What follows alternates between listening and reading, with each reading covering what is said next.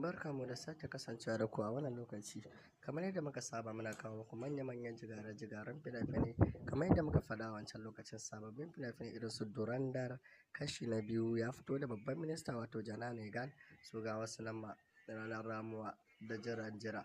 Wayannan na gaya muku wannan Lahadi kawai ka tuntuɓe mu za ka samu manyan fina-finai. Domin wannan Lahadi ba ta wasa ba ce ba. Fina-finan da suke cikin wannan Lahadi suna da mugun yawa kuma suna da mugun kyau. Kuma sai kun buƙace su kuma za ku ji daɗin kallon su. Ga masu buƙata su mana magana akan lambar mu akan WhatsApp ko kuma Telegram, ba ta kira gaskiya. Sai dai ka mana magana a WhatsApp ko kuma Telegram, duk wanda kai za a amsa ma kuma za a gaya ma za ka tuntuɓi abin da kake buƙata. Kowace tambaya ce kuma za a amsa ma. Muna matuƙar godiya da gudunmawa da kuke bamu, kuma muna da group na regular da na VIP da wayanda ba sa ƙasa. Muna karɓar kuɗin da bai taka kara karya ba domin ɗaukar kowane shahararren fim. Sai mun ji ku. Kar ku manta Janane Gan da Durandar kashi na biyu sun